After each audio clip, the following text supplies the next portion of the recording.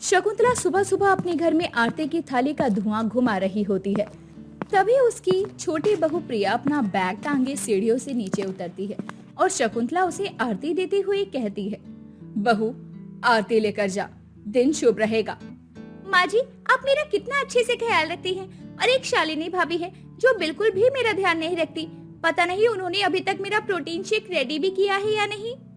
तभी शालिनी एक हाथ में चाय का कप और दूसरे हाथ में प्रोटीन शेक लेकर आती है और अपनी सास और देवरानी को देते हुए कहती है, नहीं प्रिया, मुझे याद था कि तुम्हें अभी अपने पार्लर के लिए निकलना है।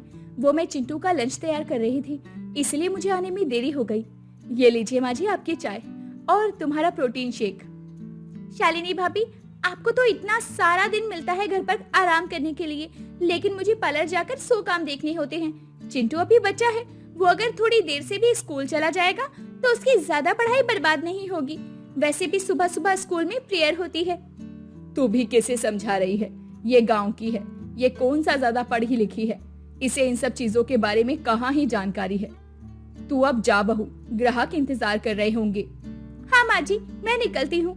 और बहू, वो तुझे याद है ना, मैंने तुझे एक काम कहा था। हाँ माँ जी, मुझे अच्छे से याद है। आप विनीता आंटी और मधु आंटी को लेकर फेशियल करवाने आ जाना। आप तीनों का फेशियल मैं अपनी सबसे अच्छी असिस्टेंट से करवा दूंगी। कितनी अच्छी है मेरी बहू, कितना ध्यान रखती है सब चीजों का। और तू खड़े खड़े क्या कर रही है? जा कुछ पराठे सेक ले, सब लोग खाना खाकर निकलेंगे घर से। सब लोगों का टिफिन भी तैयार कर देना, तुझे तो घर पर ही पड़े रहना है। शालिनी अपनी सास की ये बात सुनकर अब रसोई में चली जाती है और उसके बाद बर्तन साफ करते हुए कहती है, खुद भी तो मैं एक हाउसवाइफ हूँ और माँ जी भी हाउसवाइफ थी, फिर भी माँ जी को ऐसा क्यों लगता है कि मेरा काम आसान है और प्रिया का काम ज्यादा मुश्किल है। उन्होंने कभी मुझसे पूछा भी नहीं कि मुझे क्या काम आता है या मुझे भी अपना कोई काम शुरू करना भी है या नहीं।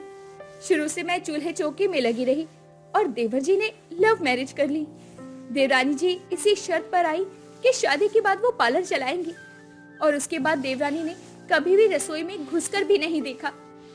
शालिनी अपने आप से बातें कर रही थी, तभी वहाँ चिंटू आता है और कहता है, माँ, आपने मेरा टिफिन तैयार कर दिया क्या? मैंने आपको बोला था ना कि आज मुझे लंच में केचप और आलू के पराठे चाहिए। हाँ चिंटू, मैंने तुम्हारे लिए 2 आलू के पराठे रख दिए हैं और एक पराठा तुमने अभी खा लिया है। छोटे बच्चों को इतना तेल वाला खाना नहीं खाना चाहिए। ठीक है माँ, अब से मैं एक हफ्ते वैसा वाला खाना खाया करूँगा जैसा आप बोलोगी, लेकिन मुझे अगले हफ्ते गोभी के पराठे चाहिए। शालिनी अपनी मासूम से बच्चे की ये बात सुनकर मुस्कुरा जाती है और उसके चेहरे की सारी थकान गायब हो जाती है। ऐसे ही कुछ दिन गुजरते हैं और एक दिन शालिनी के मायके से कॉल आता है, शालिनी बेटा, तेरे भाई को देखने के लिए लड़की वाले आ रहे हैं। तू उसकी इकलौती बहन है, मैं सोच रही थी कि तू भी यहाँ आ जाए और एक बार लड़की को देख ले। माँ, मुझे नहीं लगता कि सासू माँ मुझे मायके आने देगी, ससुराल में बहुत काम रहता है। शालिनी, पहले भी तेरी सास तुझे मायके नहीं आने देती थी, लेकिन अब तो तेरी देवरानी आ गई है, अब तो वो तुझे मायके भेज सकती है ना। लेकिन माँ, शालिनी इतना बोलकर अपने मन में सोचती है, नहीं, मैं माँ को ये सब कुछ बताकर परेशान नहीं कर सकती कि देवरानी कोई काम नहीं करवाती है। माँ, मैं कोशिश करूंगी सासू माँ से बात करके आपके पास आ सकूं। अब शालिनी ने सासू माँ से बात की और उसके बाद शकुंतला ने कहा, ठीक है, लेकिन तुम वहाँ रुकने के लिए नहीं जा सकती। तेरा गांव ज्यादा दूर नहीं है। सुबह 7 बजे बस पकड़कर चली जा और रात के 9 बजे तक आ जाना। और हाँ, सुबह 6 बजे ही तू दोपहर का खाना बना देना और रात का खाना हम बाहर से मंगवा कर खा लेंगे। ठीक है माँ जी, आप मुझे जाने दे रही हैं, यही मेरे लिए बहुत बड़ी बात है।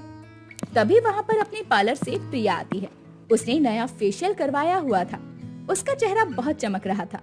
प्रिया के चेहरे की चमक देखकर शालिनी ने कहा, बहुत सुंदर लग रही हो प्रिया तुम, लगता है कोई नया फेशियल करवाया है तुमने। भाभी, वैसे आप जैसी गवार औरत से इतनी उम्मीद नहीं थी कि आप अपने बर्तनों की चमक की जगह किसी के चेहरे की चमक भी पहचान पाओगी, पर अच्छी बात है आपने पहचान लिया। आज मैंने कोरियन फेशियल करवाया है। अगर तुम बुरा ना मानो प्रिया, तो क्या तुम मेरा भी एक कोरियन फेशियल करवा दोगी? मैं परसों अपने मायके जा रही हूँ, रात तक वापस आ जाऊंगी। भाभी, मैं आपका ये वाला फेशियल करवा तो दी थी, लेकिन ये सैंपल किट आई थी और खत्म हो गई है। और मेरे पार्लर पर आजकल कुछ ज्यादा ही भीड़ रहती है, इस वजह से किसी के पास टाइम भी नहीं होता है। अरे शालिनी, तुझे इन सब चीजों की क्या जरूरत है? दही में हल्दी घोलकर थोप ले चेहरे पर चमक खुद ही आ जाएगी। ठीक है माँ जी, जैसा आप कहीं। अब शालिनी यही करती है। वो घरेलू उपटन बनाकर अपने चेहरे पर लगा लेती है। उसके चेहरे पर सच में चमक आ जाती है। वो अपने मायके जाती है और अपने घर वालों से मिलकर रात को वापस आ जाती है। तो वहीं शकुंतला एक हफ्ते बाद फिर से प्रिया से कहती है, प्रिया बेटी, भूलना मत, कल मैं फेशियल करवाने आऊंगी अपनी 2 सहेलियों के साथ। प्रिया ने ये बात सुनकर मन में कहा, अरे यार, सासू माँ तो चेप ही हो गई है। अब इतना महंगा वाला फेशियल फ्री में करना पड़ेगा और अपने साथ साथ अपनी 2 दोस्तों का भी फेशियल करवाएगी। कोई बात नहीं, इन्हें कौन सा पता चलेगा महंगा फेशियल है या सस्ता। अपने असिस्टेंट को बोलकर कोई सस्ता सा फेशियल इनके चेहरे पर पुतवा दूंगी। हाँ माँ जी, आप ही का तो पार्लर है, आप जब मर्जी आ सकती हैं। देखिए, मैंने आज नया नेल एक्सटेंशन करवाया है, कितना सुंदर लग रहा है ना। तुझ पर तो सब कुछ बहुत अच्छा लगता है बहू, तू बिल्कुल परी लगती है। इसके बाद अब शकुंतला अपनी दोनों सहेलियों के साथ प्रिया के पार्लर में फेशियल करवाने जाती है। प्रिया के असिस्टेंट उसके कहे अनुसार तीनों का फेशियल कर देती हैं, लेकिन कुछ ही देर में तीनों के चेहरे पर अजीब अजीब से दाने उभर आते हैं। असिस्टेंट ये देखकर घबरा जाती है और उसके बाद शकुंतला घर आती है। उसने मुंह ढका हुआ था। क्या बात है माँ जी, आप अपना मुंह क्यों छुपा रही हैं? सब कुछ ठीक तो है ना? कुछ भी नहीं हुआ है, मैं बस अपने कमरे में थोड़ी देर आराम करना चाहती हूँ। नहीं माँ जी, कुछ तो बात जरूर है, मुझे दिखाइए क्या हुआ है आपके चेहरे पर। तभी उसकी दोनों सहेलियां भी आ जाती हैं। उन दोनों ने अपना चेहरा ढका हुआ था, लेकिन वो आते ही घूंघट हटा देती हैं। हम दोनों तब तक अपने घर नहीं जाएंगी जब तक हमारा चेहरा नॉर्मल नहीं हो जाता। आने दो प्रिया बहू को। अब सभी प्रिया का इंतजार करती है और जब वो आती हैं तो उन्हें देखकर नजर नीचे कर लेती है, क्योंकि प्रिया की आंखों में पहले से पछतावा था। उसे नहीं पता था कि उसकी सास और उसकी सहेलियों का ये हाल हो जाएगा। प्रिया ने उन तीनों से माफी मांगते हुए कहा, मुझे माफ कर दीजिए माँ जी, आप हर बार मेरे पार्लर में फ्री में सर्विस लेने आ जाती थी, इसलिए मैंने एक्सपायर होने वाले प्रोडक्ट आप तीनों के चेहरे पर लगवा दिए। मुझे नहीं पता था कि इतना बड़ा रिएक्शन हो जाएगा। बहू, मैंने हमेशा तुझे अपनी बेटी से भी बढ़कर माना और तूने मेरे साथ ऐसा किया। मुझे तुझसे ये उम्मीद बिल्कुल नहीं थी। अब मैं किसी को मुंह दिखाने लायक नहीं रही हूँ। मेरी दोनों सहेलियां भी नहीं रही, मेरी तो इज्जत खराब हो गई। आप लोग बिल्कुल भी चिंता मत कीजिए, यही रुकिए, मैं अभी आती हूँ। इसके बाद शालिनी अब अपनी रसोई में जाती है और उसके बाद ठंडे पानी का एक मिश्रण लेकर आती है, जिसमें उसने कई तरह की अलग अलग चीजें मिलाई थी। उसके हाथ में रुई थी। शालिनी ने उन तीनों से कहा, आप तीनों यहाँ सोफे पर बैठ जाइए, मैं इसका इलाज करती हूँ। पागल मत बन बहू, एक बहू ने तो मुंह दिखाने के लायक नहीं छोड़ा, कहीं तू दुनिया दिखाने के लायक ना छोड़े। शकुंतला, जब इतना बर्बाद हो ही गए हैं तो एक बार कोशिश करने में क्या जाता है, क्या पता कुछ ठीक हो जाए। अब तीनों ही सोफे पर बैठ जाती हैं और शालिनी धीरे हाथों से उन तीनों के चेहरे पर वो पानी का मिश्रण लगाती है। 10 मिनट के बाद उनके चेहरे के दाने थोड़े कम हो जाते हैं। शालिनी ने मिश्रण का कटोरा उनके हाथ में देते हुए कहा, आप हर आधे घंटे के बाद इससे 5-5 मिनट के लिए अपने चेहरे पर लगाए रखना, आपका चेहरा बिल्कुल ठीक हो जाएगा, कोई दाग भी नहीं बचेगा। शालिनी बहू, हमारे चेहरे में तो सच में फर्क आ गया, तूने ये सब कुछ कैसे किया? माँ जी, मैं भले ही 12वीं पास हूँ, लेकिन मैंने होम साइंस भी पढ़ी है, इसलिए मुझे थोड़े घरेलू नुस्खे आते हैं। मैं शुरू से अपनी माँ के साथ रसोई में काम करवाती थी, तो उन्होंने मुझे घर के भी कुछ नुस्खे सिखाए थे। इसके बाद शकुंतला को अपनी गलतियों का एहसास होता है। वो अपनी बहू से माफी मांगती है। बहू, मुझे माफ कर दे, मैंने हमेशा ही तुझे रसोई में घुसा कर रखा, कभी ये भी पूछने की कोशिश नहीं की कि तुझे क्या क्या आता है, तू अपने जीवन में क्या करना चाहती है। मुझे माफ कर दे। कोई बात नहीं माँ जी, आपको मेरी अहमियत पता चली, मेरे लिए यही बहुत है। मैं समझूंगी कि मेरा जीवन सफल हो गया। भाभी, मुझे भी माफ कर दो, अगर आज आप नहीं होती तो ना जाने माँ जी का क्या होता। मैं अपने आप को कभी माफ नहीं कर पाती। सब लोगों को अपनी गलती का एहसास हो जाता है, जिसके बाद शालिनी को भी अब उस घर में वही इज्जत मिलने लगती है जो कि प्रिया को मिला करती थी। इस तरह प्रिया जहाँ घर के कामों में मदद करवाया करती, तो वहीं शालिनी भी कभी कभी प्रिया के पार्लर में जाकर उसकी मदद करती। शेखर और राशि रिश्ते में पति पत्नी थे, लेकिन गांव का होने की वजह से और उसको धोखे में रखकर शादी करने की वजह से राशि अपने पति शेखर को बिल्कुल भी पसंद नहीं करती थी। शेखर अपनी पत्नी राशि के घर में घर जमाई बनकर रहता था ताकि उसकी पत्नी खुश रहे। एक रोज सुबह के समय वो सोफे पर बैठा चाय पी रहा होता है। तभी राशि ऑफिस जाने के लिए तैयार होकर नीचे आती है और अपने पति को चाय पीता हुआ देखकर कहती है, अगर आपकी ये मुफ्त की रोटियां तोड़ने का शौक पूरा हो गया हो तो मेरे बाथरूम का गीजर नहीं चल रहा है और शावर भी काम नहीं कर रहा है, इसीलिए किसी इलेक्ट्रिशियन और प्लम्बर दोनों को बुलवाकर कम से कम घर का काम तो करवा दीजिए। तुम चिंता मत करो, जब तक तुम शाम को आओगी ना तब तक तुम्हें सारा काम किया हुआ मिलेगा। अच्छी बात है, लेकिन हाँ किसी अच्छे प्लम्बर और इलेक्ट्रिशियन दोनों को बुला लेना। पता चले दोनों का दाम लेकर एक को ही बुलाओ और एक का पैसा खा जाओ। अब मैं तुम्हें चोर और झूठा दिखाई देता हूँ क्या? अब मेरी यही औकात रह गई है क्या इस घर में और तुम्हारी नजरों में? देखिए, मेरा मुंह मत खुलवाइए और आप तो झूठ और सच की बात करो ही मत। जिसने खुद झूठ बोलकर अपने दोस्तों का घर दिखाकर मुझ जैसी शहर की लड़की को फंसा लिया है और एक गांव के होकर मुझ जैसी शहर की लड़की को अपनी बीवी बना लिया, वरना तुम जैसे गांव के आदमी के साथ कौन शादी करेगा? चलो मान लिया मैंने तुमसे शादी करने के लिए तुमसे झूठ बोला, लेकिन शादी के बाद तो मैंने तुम्हें सारा सच बता दिया था ना, क्योंकि मैं तुमसे बहुत प्यार करता हूँ और मैं कभी तुम्हें अंधेरे में नहीं रखना चाहता था। और तो और तुम्हारे कहने पर मैं तुम्हारे घर में घर जमाई बन के रहने लग गया हूँ। उसमें भी आपका ही फायदा है, इसीलिए आप रह रहे हैं। अब आपको अपने गांव में ऐसा ऐशो आराम कहाँ मिलेगा? अब आपको इन ऐशो आराम की आदत हो गई है, तो आपका मन कैसे लगेगा गांव में? मेरी ही किस्मत खराब थी जो मेरे नसीब में तुम जैसा गांव का पति लिखा था। काश तुम समझ पाती कि मुझे ऐसे आराम की नहीं बल्कि तुम्हारी आदत है। मैं सिर्फ तुम्हारे लिए यहाँ हूँ बस। मेरी बातों को सुनकर कहाँ खो गए? आपको ज्यादा सोचने की जरूरत नहीं है, जाइए जो काम बोला है वो करिए। कुछ समय बाद शेखर वहाँ से चला जाता है और उन दोनों की सारी बातें उनसे कुछ दूर खड़ी राशि की माँ रजनी सुन रही होती है, जिसे सुनने के बाद वो राशि के पास आती है और कहती है, किसी को नीचा दिखाने के चक्कर में खुद इतना मत गिर जाओ कि बाद में उठने में तकलीफ हो। तुम जो कर रही हो वो सही नहीं है। तुम कितना भी चिढ़ा लो, लेकिन ये बात नहीं बदल जाएगी। वो तुम्हारा पति है, गांव का है या शहर का, इस चीज से कोई फर्क नहीं पड़ता है। माँ, मेरा पति गांव का हो या शहर का, आपको इस चीज से बेशक फर्क ना पड़े, लेकिन मुझे बहुत फर्क पड़ता है। उसके अंदर मेरे पति बनने वाले कौन से गुण हैं? ना उनको कपड़े पहनने का तरीका है, ना वो मेरी तरह पढ़े लिखे हैं, ना उनके पास पैसा है, कुछ नहीं है उनके पास। फिर भी वो तेरा पति है, ये बात सच है बस। वो गांव का आदमी रिश्ते में बेशक मेरे पति हो, लेकिन मैं उन्हें दिल से कभी पति नहीं मानूंगी बस। राशि गुस्से में इतना कहकर वहाँ से चली जाती है। ऐसे ही समय बीतता है और समय के साथ राशि की नाराजगी और भी बढ़ती जाती है, जिसके चलते वो अपने गांव के पति की इंसल्ट करने का कोई मौका नहीं छोड़ती है। ऐसे ही एक रोज राशि अपने कुछ दोस्त के साथ ऑफिस से घर आती है। तभी उसके सभी दोस्तों में से उसकी ज्योति नाम की दोस्त शेखर को देखकर उसे रोकते हुए कहती है, हम सभी लोग बहुत थक गए हैं, आप थोड़ा किचन में जाकर हम सबके लिए कोल्ड ड्रिंक्स लेकर आइए ना, बहुत जोर से प्यास लगी है। जी आप बैठिए, मैं अभी नौकरों को कहकर ना कोल्ड ड्रिंक मंगवा देता हूँ। नौकरों को कहकर क्यों? तुम खुद भी तो एक नौकर हो, तुम ही ला दो कोल्ड ड्रिंक्स। ये तो तुम्हारा ही काम है, मैंने तुम्हें दिया है तो तुम्हें ही करना पड़ेगा ना। देखिए आपको ना कोई गलतफहमी हो गई है, मैं नौकर नहीं हूँ इस घर का, बल्कि मैं।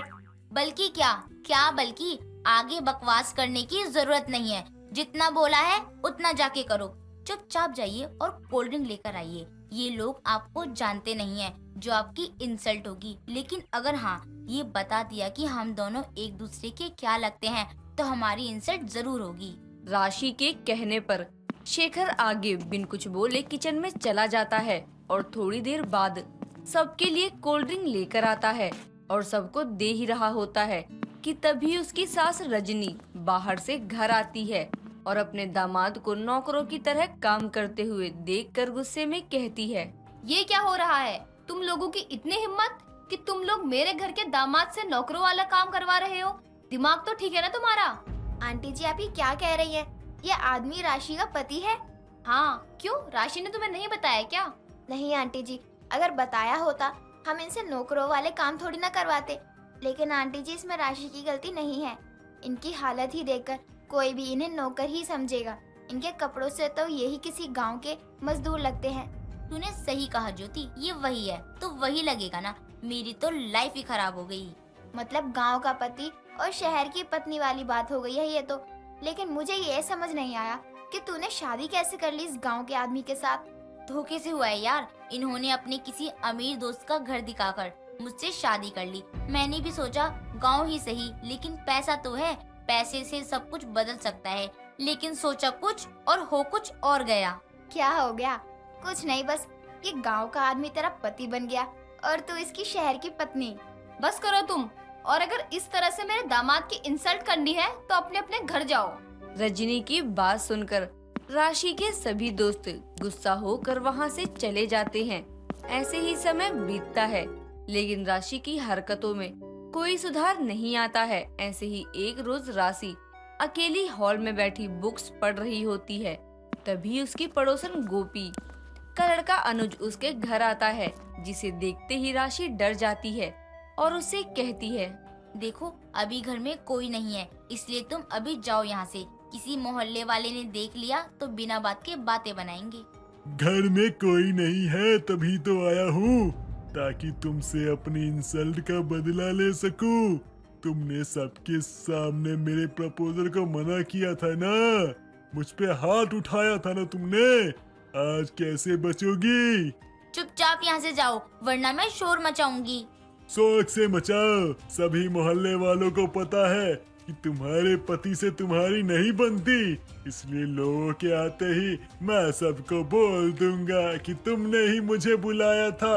इससे तुम्हारी बदनामी होगी।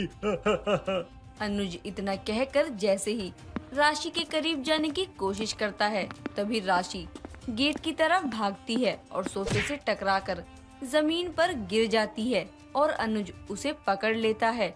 वो दोनों एक दूसरे के करीब होते हैं कि तभी रजनी अपनी पड़ोस की कुछ औरतों को लेकर घर आती है।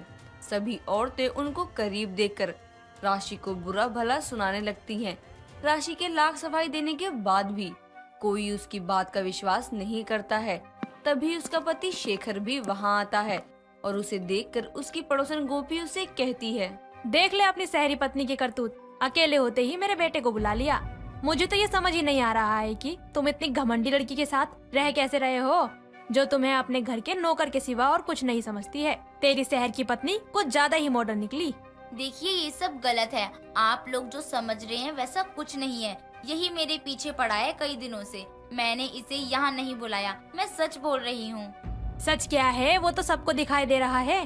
तूने बस अपने गाँव के सीधे साधे पति को उल्लू बना रखा है और कुछ नहीं। आंटी जी, आप मेरी पत्नी पे उंगली उठाने से पहले अपने लड़के को देख लो। अगर ये सही होता ना तो यहाँ आता ही नहीं। और आप जैसी माँ ही ना अपने बच्चों को ना गलत कामों में साथ देकर उसको बढ़ावा देती है। मेरी पत्नी शहर की मॉडर्न है, लेकिन अपने संस्कार भूलने वालों में से नहीं है और मुझे उस पर पूरा भरोसा है। वो ऐसा कुछ नहीं कर सकती है। शेखर की बातें सुनकर सबका मुंह बंद हो जाता है और सभी लोग अपने घर चले जाते हैं। वहीं दूसरी तरफ सभी लोगों को उसके खिलाफ होने पर भी अपने पति को अपने साथ खड़ा देखकर उसे अपनी गलती का एहसास होता है, जिसके बाद वो अपने पति से अपनी गलती की माफी मांगती है और अपने गांव के पति को दिल से अपनाकर खुशी खुशी उसके साथ अपने ससुराल चली जाती है। विशाल सोफे पर बैठकर टीवी देख रहा था। इसी बीच विशाल का दोस्त रोहन वहां आता है और बोलता है, अरे कहाँ बिजी है तू? कब से फोन ट्राई कर रहा हूँ, लेकिन तू है कि कोई जवाब ही नहीं दे रहा है। अबे यार, तुझे तो पता है ना, मैं बिग बॉस देख रहा हूँ। वो भी इस साल का सबसे बोरिंग एपिसोड। जब सलमान भाईजान थे ना तो देखने का मजा ही कुछ और था। लेकिन अब तो अनिल कपूर कर रहे हैं और वो भी झक्कास तो कर ही नहीं पा रहे। पता नहीं क्या कर रहे हैं। हाँ यार, तू बिल्कुल ठीक कह रहा है। मैं तो बिल्कुल भी नहीं देख रहा बिग बॉस, क्योंकि बिना सलमान खान के जरा भी मजा नहीं आ रहा है। सलमान खान तो अच्छे से क्लास लगा देता था, पर ये अनिल कपूर, इसके बस की तो कुछ भी नहीं है।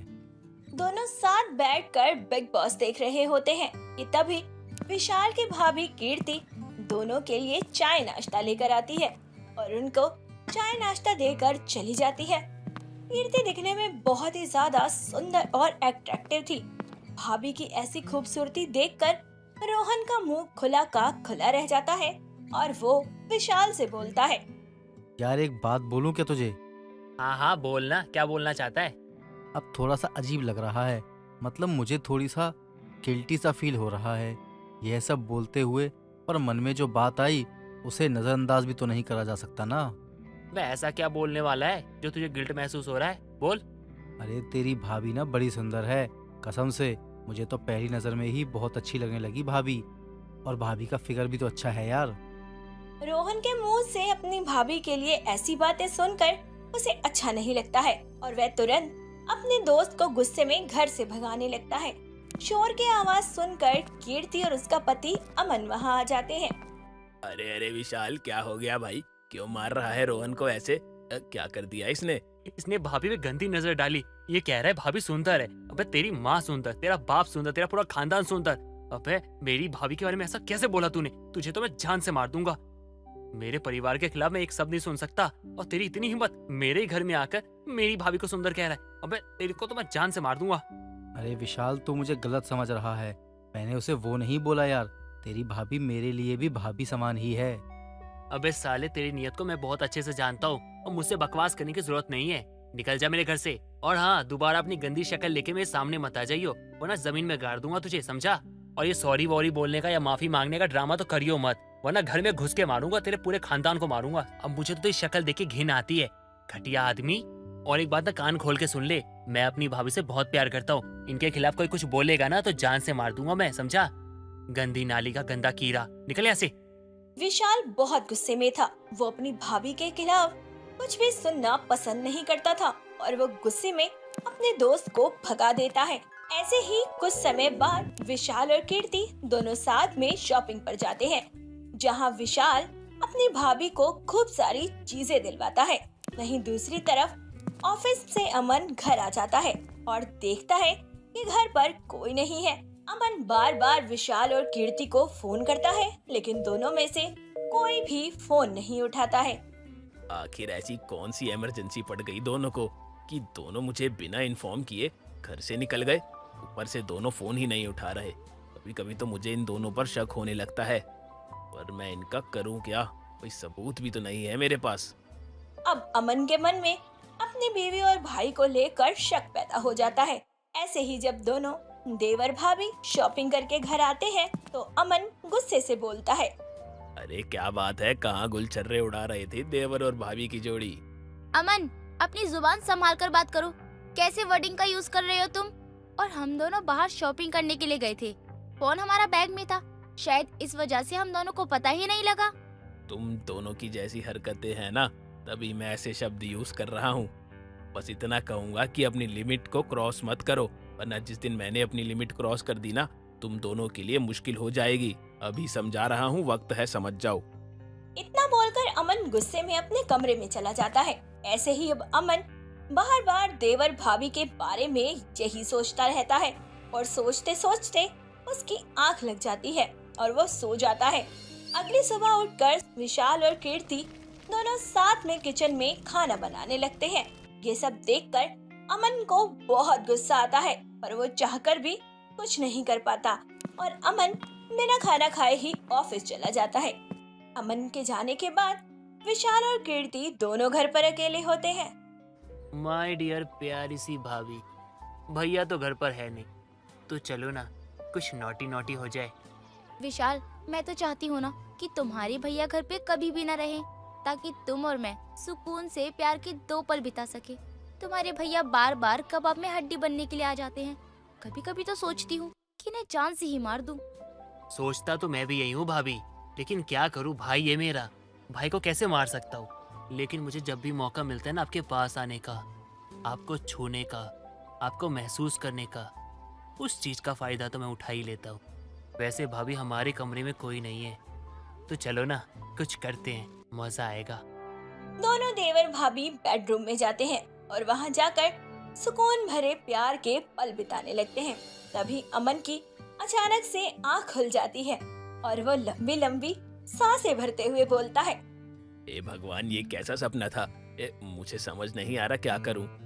इन तेवर भाभी पे आज नजर रखनी पड़ेगी। इतना बोलकर अमन उठकर नहा धोकर फ्रेश होकर ऑफिस चला जाता है। इसी दौरान कीर्ति और विशाल दोनों घर पर अकेले होते हैं। विशाल के सिर में बहुत दर्द होता है और वो अपनी भाभी को अपने कमरे में बुलाता है। क्या हो गया विशाल, सब ठीक तो है ना? भाभी सर में बहुत दर्द हो रहा है, मालिश कर दो। कीर्ति अपने देवर के सर में तेल से मालिश करने लगती है। मालिश करने से विशाल को काफी राहत मिलती है और वो अपनी भाभी से बोलता है। भाभी आपको एक बात बताऊं, आपको तो पता है ना, जब मैं बहुत छोटा था तो मेरी माँ मुझे छोड़ के चली गई, लेकिन आपको जब मैंने देखा ना तो मुझे ऐसा लगा कि मुझे मेरी माँ मिल गई। मैं आपको भाभी नहीं, मैं अपनी माँ मानता हूँ आपको। मैं हमेशा आपका ध्यान रखता हूँ और आपसे बहुत प्यार करता हूँ क्योंकि मुझे आप में अपनी माँ दिखती है। ये तो बहुत अच्छी बात है ना विशाल कि तुम मुझे इतनी इज्जत देते हो और मैं तुम्हें भी अपना छोटा भाई और छोटा बेटा समझती हूँ। इसीलिए तो तुम्हें लेकर मैं बहुत ज्यादा चिंतित रहती हूँ कि तुम कैसे अपने करियर में आगे बढ़ोगे और कैसे तुम्हारी शादी होगी। सब कुछ सोचती हूँ मैं तुम्हारे बारे में। तभी वहाँ अमन आ जाता है। अमन को देखकर कीर्ति और विशाल घबरा जाते हैं। दोनों के मन में डर था कि अमन फिर से कुछ गलत ना समझ ले। तभी अमन उन दोनों से हाथ जोड़कर माफी मांगते हुए बोलता है। मुझे माफ कर दो, मैंने अपनी बीवी और लक्ष्मण जैसे भाई के बारे में इतना गलत सोचा। आज मुझे अपने किए पर बहुत शर्मिंदगी महसूस हो रही है। मेरा दिमाग खराब हो गया था, पता नहीं क्या हुआ जो मैंने इस रिश्ते पर डाउट करा और तुम्हारा रिश्ता देखकर तो मेरी आंखों में आंसू आ गए। कोई बात नहीं, आप अपने आप को इतना भी गलत मत ठहराइए। विशाल और मुझे भी खुद पर शर्मिंदगी महसूस होने लगी है। जो हुआ उसे भूल जाओ। एक बात हमेशा याद रखना, रिश्ते चाहे जो भी हो, विश्वास होना और भरोसा होना बहुत जरूरी है। भले ही हम दोनों देवर भाभी हैं, पर हम दोनों के बीच रिश्ता कैसा है ये तो आप अच्छे से जान ही गए हो ना। हाँ भैया, भाभी को मैं माँ मानता हूँ। जिस तरह से मैं आपको पिता मानता हूँ ना, उसी तरह से मैं अपनी भाभी को माँ मानता हूँ। उन दोनों की बातों से अमन को खुद पर ही शर्मिंदगी महसूस होती है और वो दोनों से माफी मांगता है। दोनों देवर भाभी अमन को माफ कर देते हैं, जिसके बाद अमन का शक हमेशा के लिए खत्म हो जाता है। दोस्तों, अगर आपको ये कहानी पसंद आई तो इसे लाइक करें, शेयर करें और कमेंट करके बताएं कि कहानी में आपको सबसे अच्छा क्या लगा।